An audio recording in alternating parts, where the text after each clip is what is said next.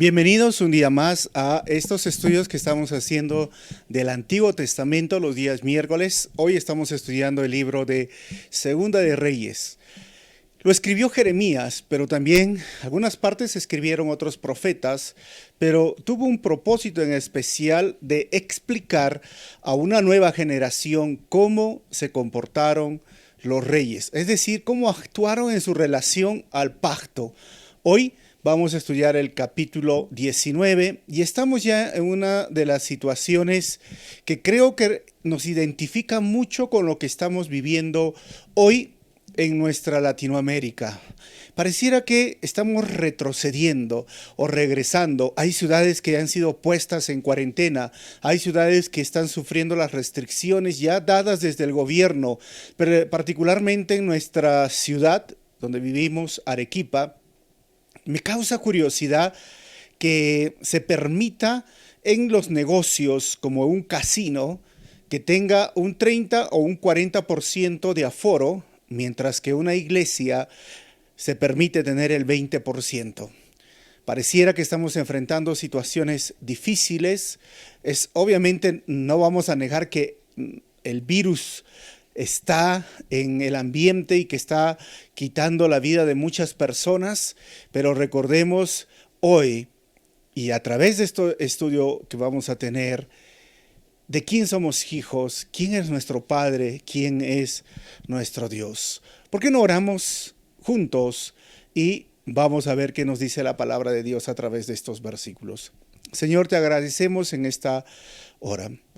Gracias por tu palabra, gracias porque nos permite, Señor, reunirnos en tu nombre y a través de las redes sociales podemos estar en unidad, en comunión.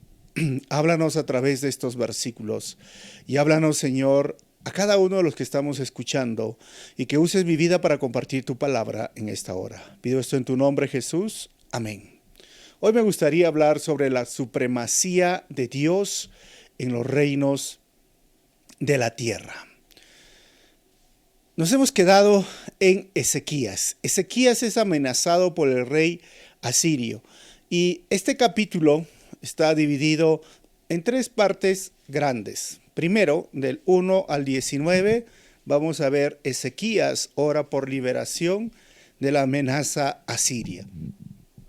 Del 20 hasta el 34 vamos a ver Isaías profetiza la liberación de la amenaza asiria. Y terminaremos del 35 al 37, donde Dios defiende a Jerusalén de la amenaza siria. Recordamos que en este capítulo 19 ya estamos hablando del reino solitario, se lo conoce, o mejor dicho, hay solamente en este capítulo 18, 19 adelante hasta que termine el libro de Reyes, solo existe el reino del sur, porque recuerden que se dividió el reino después de Salomón en el norte con 10 tribus y en el sur con 2 tribus que se llamaba Judá. Y el norte ya fue llevado en cautividad justamente por los asirios el año 722 y esto sucedió en el capítulo 17 de Segunda de Reyes. Hoy estamos en el capítulo 19 y entonces estamos hablando cómo todavía este imperio asirio no está contento con conquistar el norte, esas 10 tribus y las más grandes, que al final Dios permitió que sucediera esto porque hemos visto que de todos los reyes que existieron en el norte, ninguno de ellos tuvo la osadía de hacer lo que hizo Ezequías. Ninguno de ellos se humilló como Ezequías se humilla ante Dios. Ninguno de ellos quiso recordar el pacto que hizo Dios con Israel y ninguno de ellos fue obediente a los mandamientos. Por lo tanto, Dios esperó no solo 10 años, no solo 50 años, no solo 100 años, esperó más de 100 años para que al final, como dice la palabra, Dios es lento para la ira, es grande en misericordia, pero al final tiene un límite y cayó bajo la justicia de Dios. Lo que los asirios no estaban entendiendo es que era Dios el supremo. Pero ellos no están entendiendo esto y atacan a Ezequías, amenazan a Ezequías, mezclan verdad con mentira y lo retan en el capítulo 18 que hemos estudiado anteriormente y le dicen, ¿tú no sabes quién ha destruido a tus hermanos del norte? ¿Acaso no te recuerdas? ¿Acaso no sabes?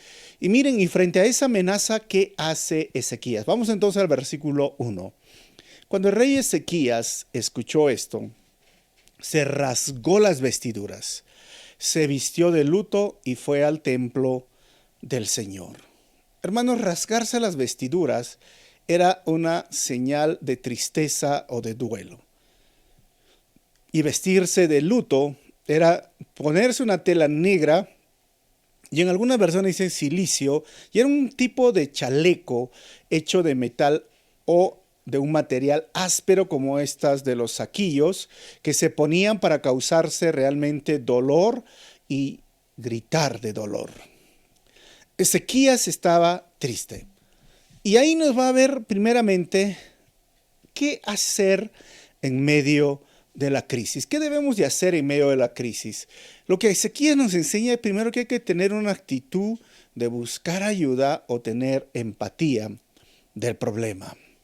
Isaías ve el problema y lo que hace es rasgarse las vestiduras en señal de luto. ¿Por qué lo hace? Porque está triste por su pueblo, está triste por sus hermanos también en el norte, está triste por lo que está sucediendo y el rey tiene empatía, el rey trata de buscar ayuda y la primera actitud que nosotros debemos de tener en tiempos de crisis es buscar ayuda. Ser empáticos, como se dice muchas veces, si queremos ser de ayuda. ¿Sabes? Una de las, diríamos, razones por las cuales las personas andan en depresión, en ansiedad, en problemas mentales, en intranquilidad, en falta de sueño, porque a veces ni pueden dormir, es porque no hablan con alguien, no buscan ayuda. Muchas veces las personas prefieren guardarse los problemas, pensando que de esa manera están ayudando a las personas que aman. Pero no hay nada como hablar, buscar ayuda. Busca ayuda. Es tener esa actitud de buscar ayuda va a solucionar muchos problemas y tener empatía frente al problema, porque tienes que entender que es un problema, porque hay personas que lo que quieren hacer es negar el problema. Ezequías no agarró y dijo, ¿sabes qué? No me están persiguiendo, esto no es verdad, yo lo manejo. No, no es negar el problema, es buscar ayuda. Y lo segundo que hace Ezequías es una actitud, tener una actitud de buscar a Dios en su santo templo. Y cuando yo hablo de buscar ayuda y buscar con alguien con quien hablar, busca a alguien sabio, maduro, si lo queremos llamar, que pueda realmente ayudarte. Y lo segundo, busca ayuda en Dios. Busca a Dios en su santo templo. Obviamente que la relación de los judíos está basado en el templo, con su Dios, con el único Dios, porque esa era la forma en el Antiguo Testamento. El templo cumplía y cumple hasta el día de hoy, aunque no hay templo, pero cumple una función muy importante en la cual se relaciona el judío con Dios. Luego de Jesús, en Juan capítulo 4, Jesús le dice a la mujer samaritana, llegará el día en que ni en ese templo en Jerusalén, ni en ese monte donde adoraban los samaritanos, adorarán al Señor, sino que lo adorarán en espíritu y en verdad. Y Dios está buscando verdaderos adoradores que lo adoren en espíritu y en verdad, donde claramente ya se veía que iba a suceder un nuevo pacto. Por eso también aún el que construyó el templo y aún los que estaban adorando decían, Dios no habita en templos hechos por manos humanas. Pero eso todavía no había llegado el nuevo pacto, todavía no había llegado el sacrificio de Jesús y no había la resurrección. Hoy disfrutamos de la resurrección de nuestro Señor. Nuestro Señor está vivo, está sentado a la derecha del Padre y ahora lo adoramos en espíritu y en verdad. Entonces, lo que te estoy diciendo, que cuando estés en momento de crisis, dobla tus rodillas, busca a tu Dios, busca en su santo templo, es sinónimo de que tú puedas tener una relación fuerte, firme, personal con Dios. Esas son las dos primeras características de cómo vemos a Ezequías que va al templo del Señor. Ahí está el templo de Salomón, si lo han visto, y el versículo 2 dice lo siguiente. Además, envió a Eliaquim, administrador del palacio, al cronista Sebna y a los sacerdotes más ancianos, todos vestidos de luto, todos estaban así, para hablar con quién, con el profeta Isaías, hijo de Amós. Y surge la pregunta, con la misma pregunta, ¿qué hacer entonces en medio de la crisis? Ya hemos visto primero tener una actitud de buscar ayuda o tener empatía del problema. Segundo, actitud de buscar a Dios en su santo templo. Y la tercera nos da el versículo 2, es tener la actitud de buscar palabra de Dios en sus siervos. Si tú eres parte de una iglesia o tienes un amigo que es un líder o pastor o siervo, busca palabra del Señor. A veces simplemente la vida está como desordenada y tengo 3 opciones o tengo 4 opciones y mi vida está como cegada, está cerrada. Busca ayuda en los siervos de Dios. Esto es lo que hizo Ezequías. Fue y mandó hablar al profeta. Miren que estas tres actitudes no lo tuvieron los reyes del norte. No tenían el interés de buscar a Dios, no tenían el interés de hablar con el profeta. A veces el profeta tenía que venir donde ellos y decirles, oye, es esto. Y si buscaban simplemente porque querían corroborar lo que los otros falsos profetas les decían. O sea, era triste esa historia en el norte, pero en el sur vemos a Ezequías, uno de los reyes buenos, entre comillas, así se les llama, buenos, porque no todos fueron buenos. Así que si hoy tú estás pasando una situación difícil y estás como en una encrucijada, dices, no sé qué hacer, ¿cómo lo voy a hacer? Busca ayuda, busca palabra de Dios en los siervos del Altísimo. Versículo 3. Y le dijeron, así dice Ezequías, hoy es un día de angustia, castigo y deshonra, como cuando los hijos están a punto de nacer y no se tienen fuerzas para darlos a luz. Eso es un refrán que existía y obviamente cuando ustedes, si alguna vez han visto dar a una mujer a luz o va a nacer el bebé, los dolores son intensos, pero es como que no puede dar a luz. He escuchado de mujeres que han sufrido 24 horas, algunos 48 horas, lo que se le conoce en sala de parto o en trabajo de parto. Tienen que caminar, dar vueltas, caminar y duele y duele y duele. Lo que está diciendo Isaías, realmente estamos en aprietos, está doliéndonos en el alma lo que está sucediendo, porque a veces hay dolores que son del alma en la vida, en el tiempo de crisis. Y Ezequías lo está viviendo. Y el versículo 4 dice, le dice a Isaías, tal vez el Señor tu Dios oiga todas las palabras del comandante en jefe a quien su señor, el rey de Asiria, envió para insultar al Dios viviente. Que el Señor tu Dios lo castigue por las palabras que ha oído. Eleva, pues, una oración por el remanente del pueblo que aún sobrevive. Cuando los funcionarios del rey Ezequías fueron a ver a Isaías, y del versículo 6 al 7, Ezequías recibe una respuesta de Dios alentadora. Dice el versículo 6, les dijo, díganle a su señor que así dice el Señor, entre mayúsculas. No temas por las blasfemias que has oído y que han pronunciado contra mí los subalternos del rey de Asiria. 7. Mira, voy a poner un espíritu en él, de manera que cuando oiga cierto rumor, se regrese a su propio país. Allí haré que lo maten a filo de espada.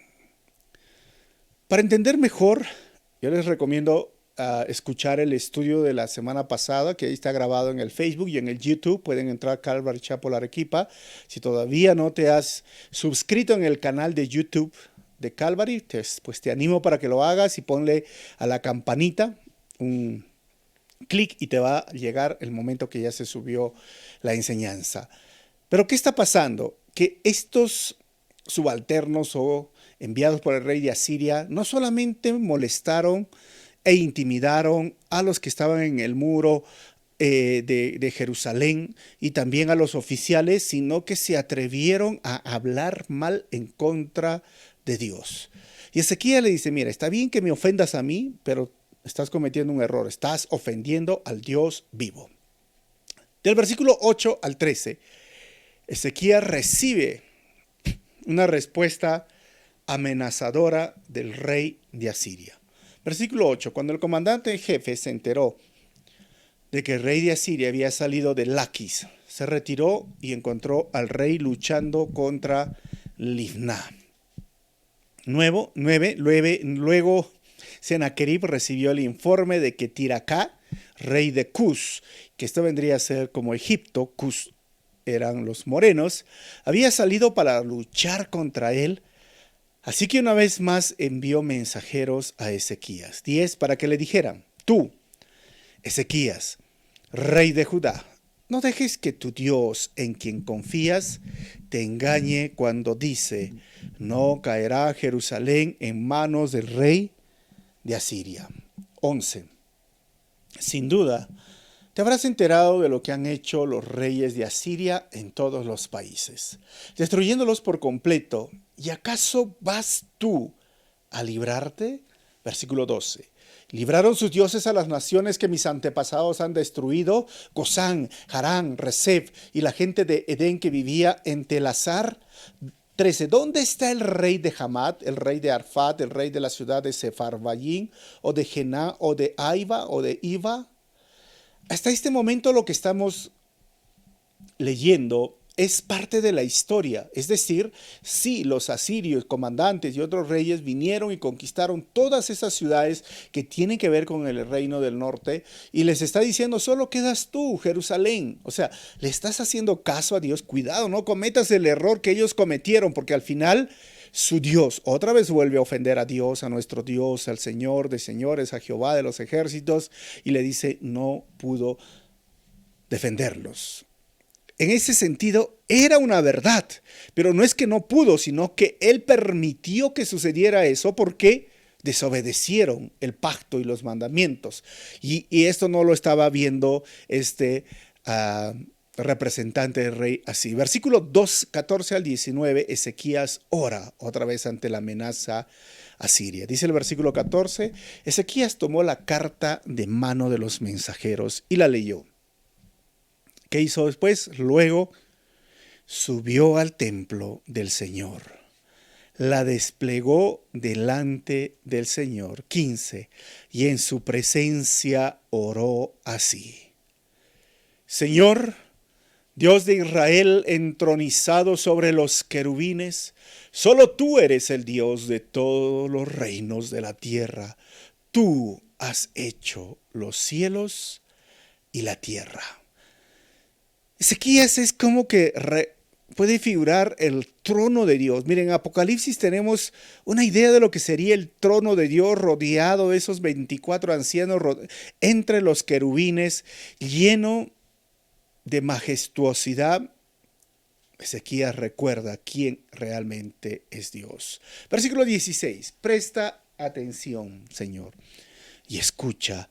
Abre tus ojos, Señor, y mira. Escucha las palabras de Sennacherib. Ha mandado a decir para insultar al Dios viviente. 17. Es verdad, Señor, que los reyes asirios han asolado todas estas naciones y sus tierras. 18. Han arrojado el fuego a sus dioses y los han destruido porque no eran dioses, sino solo madera y piedra, obra de manos humanas. Así que Ezequías, vemos otra vez la misma actitud frente a la crisis que nos debe de hacer recordar que cada vez vamos a enfrentar crisis. Y siempre cuando tengamos problemas, recordemos lo que está haciendo Ezequías y que cuando más fuerte nuestra fe, más fuerte van a ser las pruebas. Enfrentamos crisis de diversas fuentes. Pueden ser emotivas, pueden ser materiales, pueden ser emocionales, mire, pueden ser económicas, pueden ser muchas, pero recuerda, corre a los pies de Cristo, ora, busca a Dios. Eso es lo primero que debes de hacer, no lo último. Lamentablemente es a veces lo último que un cristiano quiere hacer, porque él trata de resolver todos los problemas primero de forma cognitiva. Y pues a veces busca aliados. Y después cuando ya no puede más, dice, voy donde Dios, cuando debería ser al revés. Ezequías buscó al Señor. Y les dice, sí, esas naciones y aún Israel estaba sumergido en la idolatría. Y esos dioses son de madera. Miren, el salmista en el Salmo 135, versículo 15 al 17, habla de estos dioses y dice, los ídolos de los paganos son de oro y plata, producto de manos humanas. Tienen boca, pero no pueden hablar, ojos, pero no pueden ver. Tienen oídos, pero no pueden oír, ni siquiera hay aliento en su boca. Y no solo es un versículo en la Biblia, hay muchos versículos, porque hay aquellas personas que dicen, esa imagen no es un ídolo, solo es la representación de Diosito. ¿Y de qué Diosito estás hablando? Pues del Dios creador. Bueno, yo creo que no puede haber una imagen de un Dios supremo, soberano, grande, santo, omnisciente, omnipresente, omnipotente. O sea, ¿cómo podríamos hacer una imagen de un Dios todopoderoso y que es espíritu? Si hay imágenes, la Biblia los llama ídolos. Y si tú dices, no es un ídolo, pues si cumple estas características de que tiene boca, pero no puede hablar. El que tiene oídos, pero no puede escuchar, es un ídolo. Y esos ídolos los quemaban porque eran de madera, así como un día quemaron la idolatría en un pueblo cuando la palabra de Dios llegó. Los ídolos son una falsa adoración a un Dios vivo que no se puede representar por imágenes o figuras. Recuerda eso, la idolatría es falsa adoración, porque es un Dios a su conveniencia, entre comillas, Dios y Dios en minúscula. Si ellos creen, aquellos que adoran a ídolos, que es Dios, están equivocados. ¿Por qué? Al contrario, ellos se han hecho ídolos, ellos se han hecho un Dios y han formado un Dios a su conveniencia. Un Dios que no les dice que no pequen. Un Dios que no les dice que se arrepientan si han pecado. Al contrario, ellos manipulan y manejan y usan a su conveniencia solo para momentos de auxilio, solo para pedirle algo. ¿Por qué? Porque ellos lo manipulan. En cambio, Dios, el Dios de la Biblia, no es así. ¿Y cómo es el Dios de la Biblia? Versículo 19 dice, y ahora pues, Señor y Dios nuestro, por tanto, sálvanos de su mano para que todos los reinos de la tierra sepan que solo tú, Señor, eres Dios. Miren lo que está pidiendo Ezequías. Y es lo mismo que en 1 de Pedro, capítulo 5, versículos 6 al 7 encontramos. Humíllense pues bajo la poderosa mano de Dios para que Él los exalte a su debido tiempo. Depositen en Él toda ansiedad, porque Él cuida de nosotros.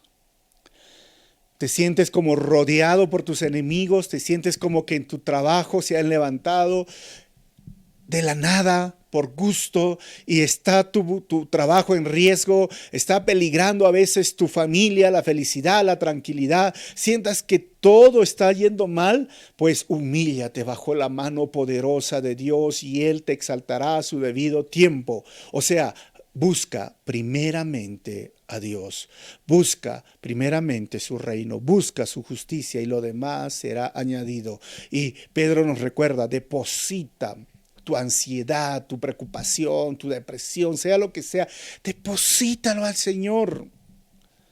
¿Eso qué significa? Es que yo tengo que aprender a dejar esas cargas, esa excesiva preocupación por el futuro. Tengo que aprender a dejarlo y decirle, Señor, tú te encargas. ¿Y por qué? Porque ¿cuál es la garantía? Pedro nos dice, Él cuida de ustedes. Él cuida de mí, Él cuida de ti.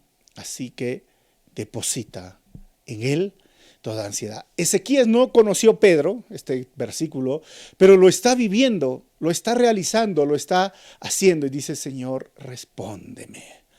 Versículo 20 al 21 vamos a ver que Isaías profetiza contra el rey de Asiria. Entonces Isaías, hijo de Amós, le envió este mensaje a Ezequías.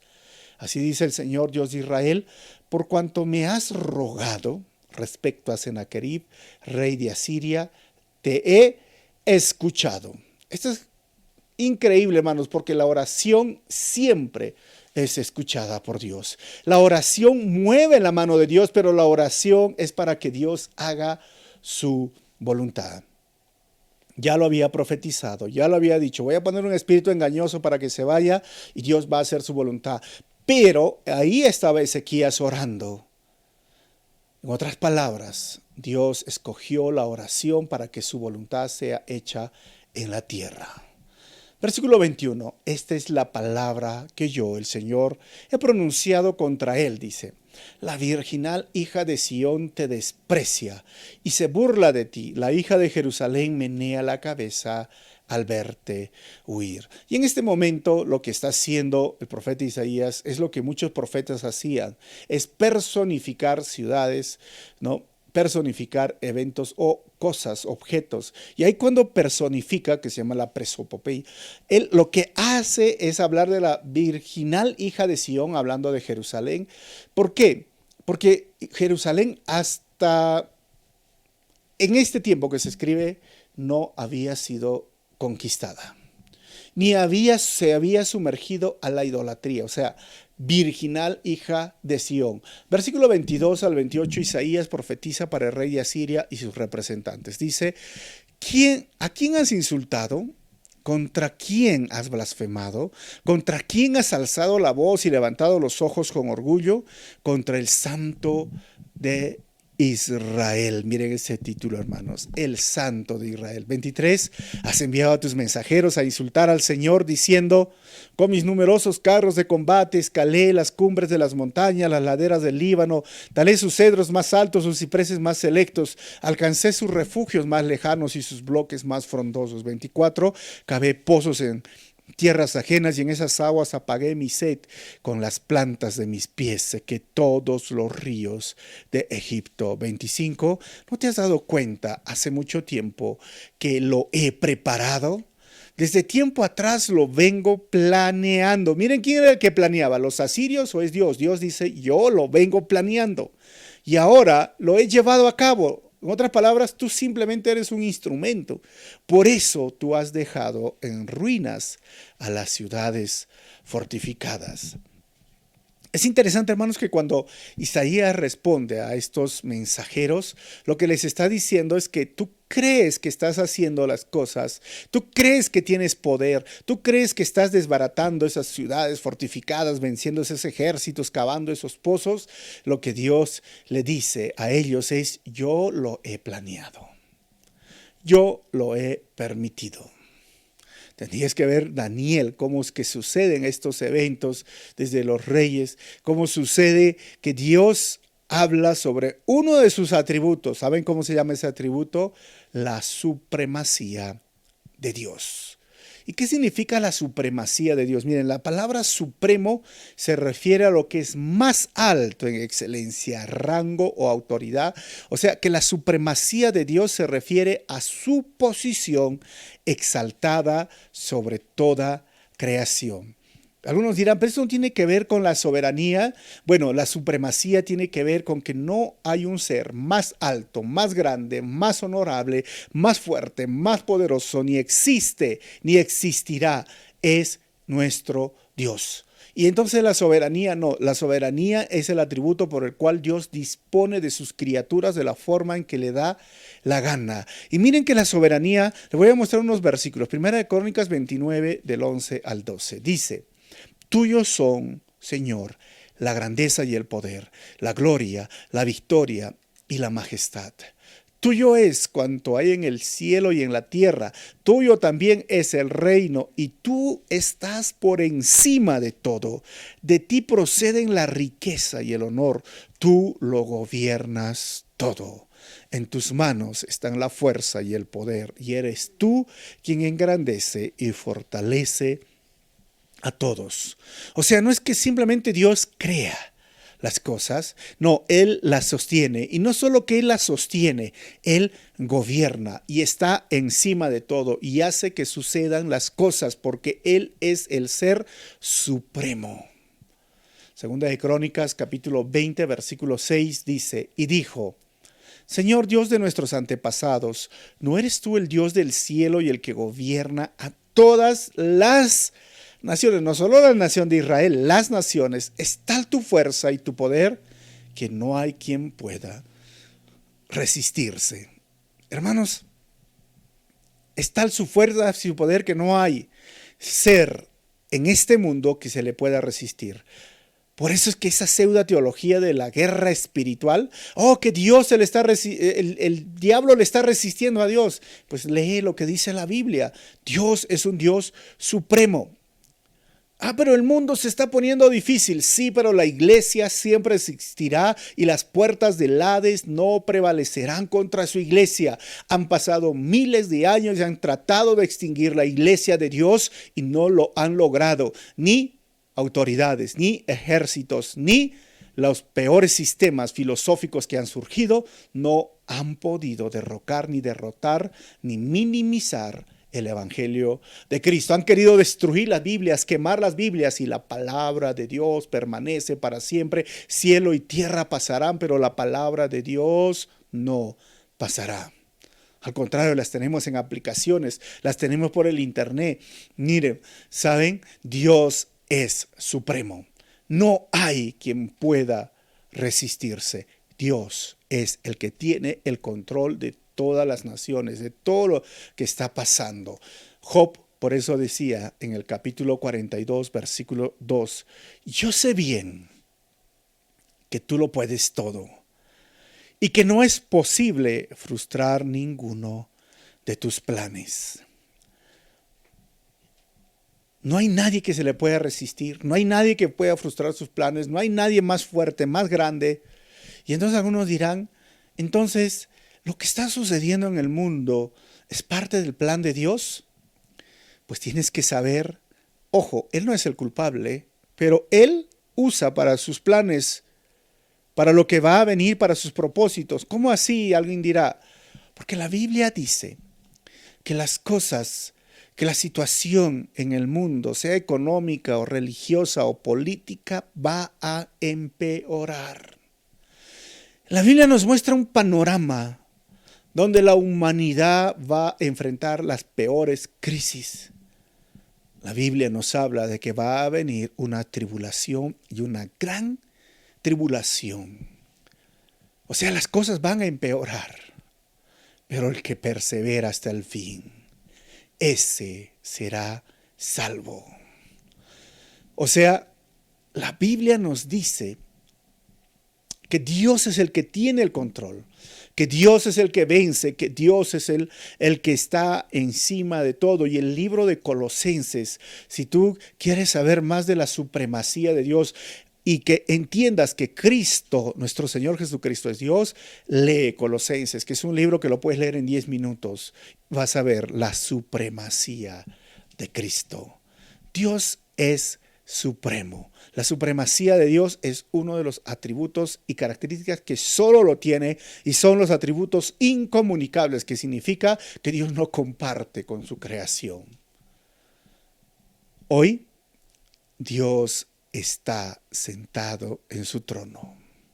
Por eso hay que tener la confianza. Es que nosotros en Dios, nosotros no estamos del lado perdedor, estamos del lado ganador. Es que nosotros no estamos en desesperanza y pensar, hoy este 2021, ¿cómo va a ser? Nosotros estamos confiando en el Señor. Nosotros somos de aquellos que tenemos un Padre amoroso. Un Padre que cuida por nosotros, un Padre que está siempre viendo por nosotros, que no somos como los otros que caen en desesperanza, que no somos como aquellos que no conocen a Jesús como su Señor y Salvador, que simplemente están sucumbiendo en esta crisis mundial que estamos enfrentando. Versículo 26. Entonces sus habitantes imponentes están desalentados y avergonzados, son como plantas en el campo, como tiernos pastos verdes, como hierba que brota sobre el techo y que se quema antes de crecer. Versículo 27 dice, yo sé bien. Miren, está la soberanía, ahí está la supremacía. Yo sé bien cuando te sientas, cuando sales, cuando entras y cuando ruges contra mí. 28, porque has rugido contra mí, le dice a los asirios, y tu insolencia ha llegado a mis oídos. Te pondré una argolla en la nariz y un freno en la boca, y por el mismo camino por donde viniste, te haré regresar. Es interesante este mensaje de Isaías a los representantes del rey asirio. Ahora, no sabemos si lo leyeron, no dice la historia, pero Isaías le responde, pero estas palabras reconfortan el corazón de Ezequías, porque él oró y le dijo, Señor, escúchame, te ruego. Y Dios le dijo, porque me has rogado, le voy a responder. Y mira lo que le va a pasar a los asirios. ¿Y qué?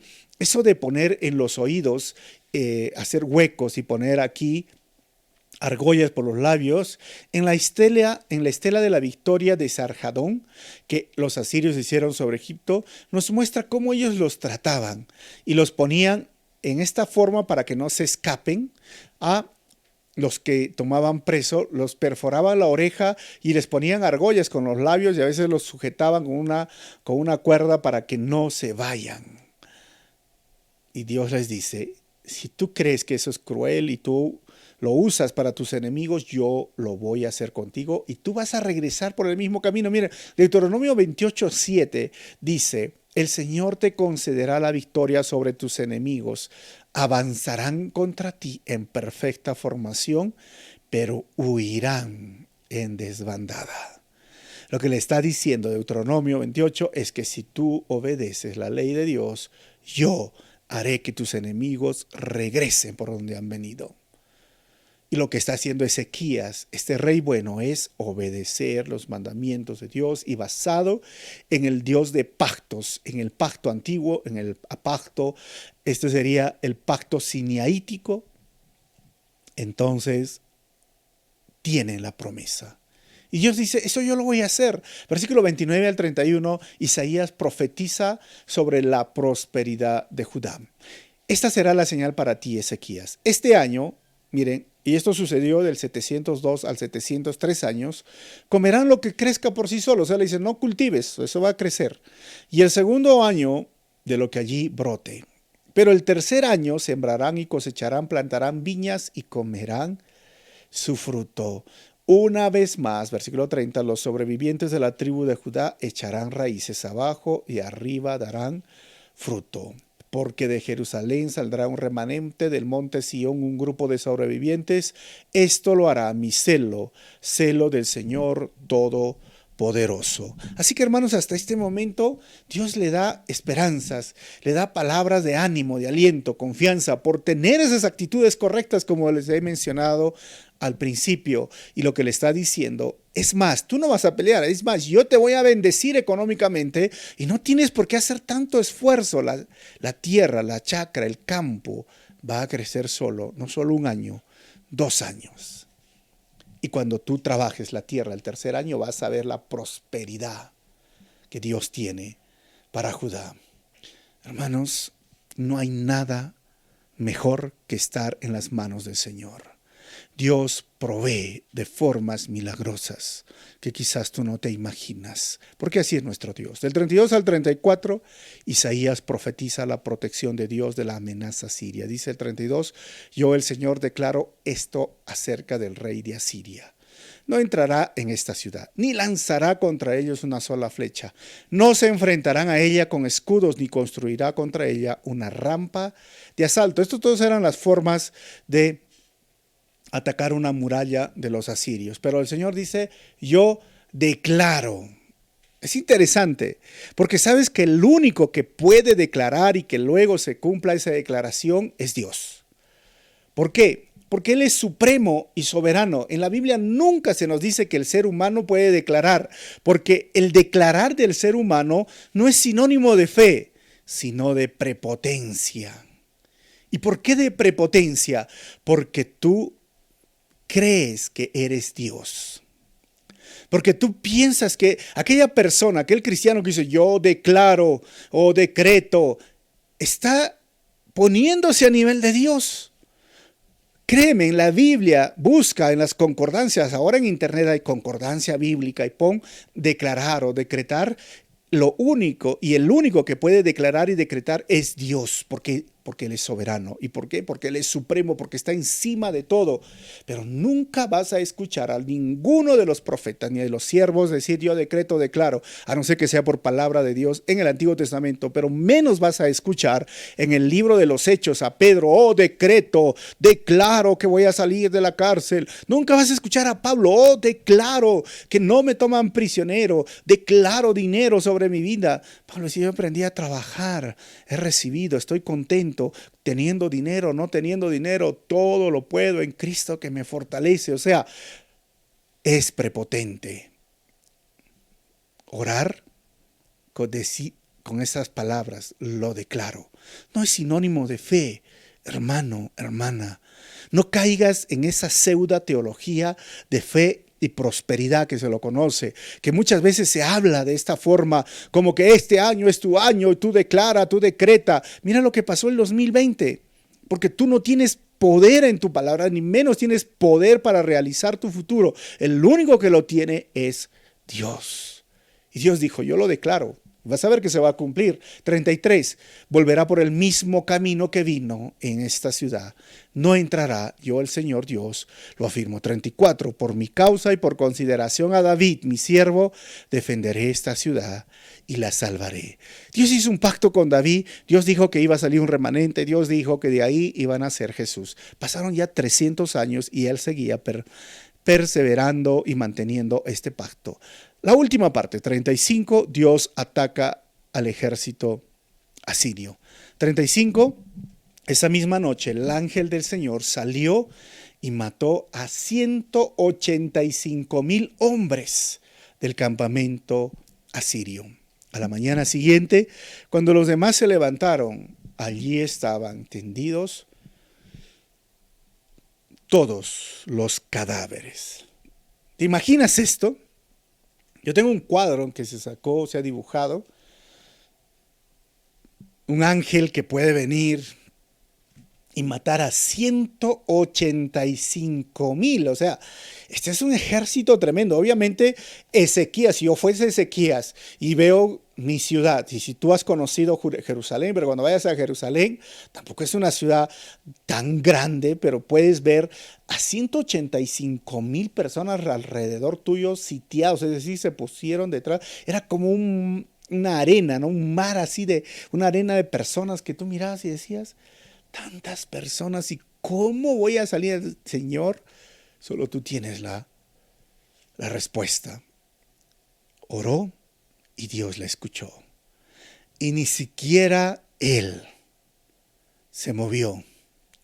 Ni siquiera usó sus fuerzas. Dios envió ayuda sobrenatural. Un ángel, mira, eso nos dice que un ángel es poderoso, 185,000 personas. Y tú dices, es que eso sucedió antes. A ver, mira, tú lee en historia la guerra de los 6 días en Israel, o la misma declaración de guerra en el 14 de mayo de 1948, cuando Israel llega a ser una nación. Naciones árabes. Israel tenía casi 2,000 soldados frente a cientos, miles de personas árabes, y salieron victoriosos. Y Dios los cuida, y Dios los defiende. Hace poco escuchaba un reporte de los árabes que decían, el Dios de Israel hace estallar nuestros cohetes en el aire. Ellos siguen bombardeando y estallan en el aire. Porque Dios ama a su pueblo Israel. 185,000 personas, un ángel es poderoso. Pero ¿sabes cuál es la buena noticia para ti? Salmos 34:7 dice, el ángel del Señor acampa en torno a los que le temen, a su lado está para librarlos. ¿Tú temes al Señor? Bueno, el ángel del Señor acampa a tu alrededor. El ángel del Señor está a su lado. Y un ángel es poderosísimo. Por eso recuerda que el ángel del Señor acampa en torno a los que le temen. Duerme tranquilo, porque el ángel del Señor acampa a tu alrededor. Viaja tranquilo, porque el ángel del Señor acampa a tu alrededor. No tengas miedo de lo que pueda hacer el enemigo o sus huestes de maldad. No tengas miedo, porque a veces esa teología de guerra espiritual, en lugar de poner seguridad en la vida del creyente, pone más inseguridad. Como Satanás me está atacando. Satanás me abrió la puerta. Satanás me quiere pisar, me quiere atropellar. ¿Sabes? El ángel del Señor acampa en torno a los que le temen. Versículo 36 al 37, Dios soberano cumple la profecía sobre el rey asirio. Así que Sennacherib, rey de Siria, levantó el campamento y ¿qué hizo? Se retiró, volvió a Nínive y permaneció allí porque todo su ejército murió. 37. Pero un día, mientras adoraba en el templo de su dios Nisroch, sus hijos Adramelech y Sarecer lo mataron a espada y escaparon a la tierra de Ararat, y su hijo Esarhadón lo sucedió en el trono. Es increíble cómo termina este capítulo. Y desde el capítulo 18, esa amenaza de los asirios contra el pueblo de Judá. Y esa ofensa contra Dios le costó la vida. De Dios nadie se burla. Hace poco se dijo de un barco, el Titanic, dijo, ni Dios lo puede destruir. No duró ni un solo viaje y terminó en el fondo del mar. Hubo otro presidente de Venezuela que desafió a Dios. Ni Dios me puede quitar del poder. Y murió de cáncer. ¿Qué te puedo decir de Herodes, que desafió a Dios y murió agusanado? Su estómago se le abrieron los vientres. El vientre se le abrió. O sea, la historia, la Biblia está llena de personas que desafiaron a Dios y nunca les fue bien. Voy a terminar con 4 conclusiones. Primero, en momentos de crisis, busca a Dios en oración. Busca consejo y adóralo. Número 2, los ídolos son objetos, pero Dios es un ser vivo, más que un sujeto. Número 3, Dios es supremo y soberano. Su voluntad será hecha a pesar de nosotros y nada puede contra Él. Y número 4, un ángel es poderoso. Y recuerda que el ángel de Jehová acampa a tu alrededor. Hermano, hermana, no tengas miedo a lo que va a venir. Tampoco tengas miedo a la oscuridad. Tampoco tengas miedo de dormir la noche. No tengas miedo, el ángel del Señor está a tu alrededor. Pero lo que tienes que hacer en tiempo de crisis, ora. Busca al Señor, busca consejo y déjate ayudar. Señor, te agradecemos en esta hora. Gracias porque eres bueno con nosotros, compasivo. Gracias porque tu ángel acampa alrededor de cada hijo de Dios, de aquellos que te temen, de aquellos que te aman. Y un ángel es poderoso porque tú, Señor, eres poderoso. No hay un ser más grande, más fuerte, más honorable, más magnificente que tú en este mundo. Y tú eres nuestro Padre. Y hoy podemos decirte, papito lindo, hoy somos tus hijos. Tú cuidas de nosotros, pero tú tienes control también de la vida o de la muerte. Tú sabes lo que haces. En ti confiamos y en ti estamos seguros, Señor. Gracias, porque así como respondiste a Ezequías, tú también respondes nuestras oraciones. En tu nombre, Jesús, oramos así, Señor. Amén. Dios te bendiga, y si el mensaje ha sido de bendición, no te olvides compartir por tus redes sociales, y si deseas ser parte de la forma financiera de lo que Dios está haciendo en esta obra, en esta iglesia, ahí te va a salir el cómo. Nos vemos.